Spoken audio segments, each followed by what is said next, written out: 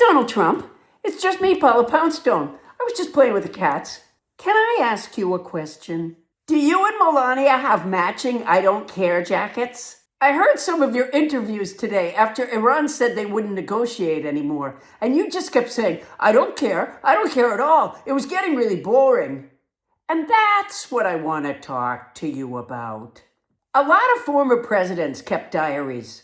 Did you take a gander at any of those before you decided to run for president in 2016? There's also So You Want to Be President, a picture book by Judith St. George and David Small. There's What is the President's Job by Allison Singer, and My Little Golden Book about George Washington. Any one of which would probably have had enough information about the job for you to determine that you would find it boring. You are a stimulation junkie, and you thrive on knowing you might go to jail. If you had just negotiated with Iran to begin with, or better yet, left Obama's agreement in place, you may have achieved the goal of Iran remaining nuclear weapon free. But you wouldn't have the sphincter-squeezing excitement of knowing you might get in trouble for attacking them illegally.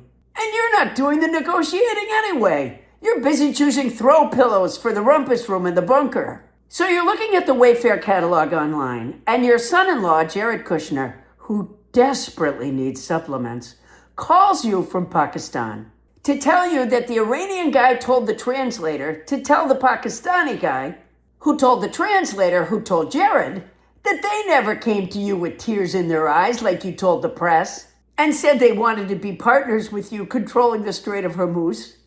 Yeah, that might be a little dull. Jared doesn't seem like a dynamic storyteller.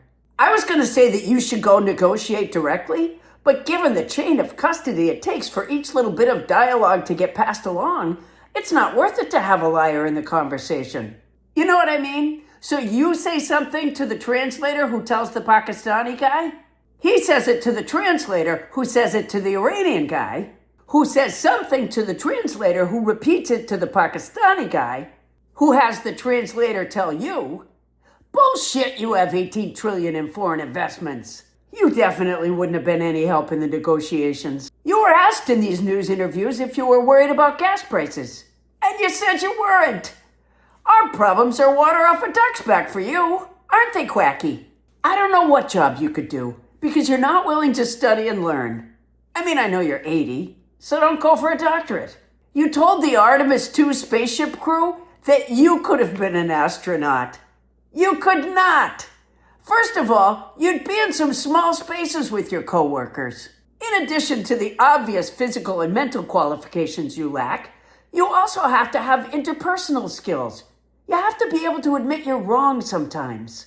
According to you, the only mistake you've ever made in your entire life was that Ivana didn't breastfeed you long enough.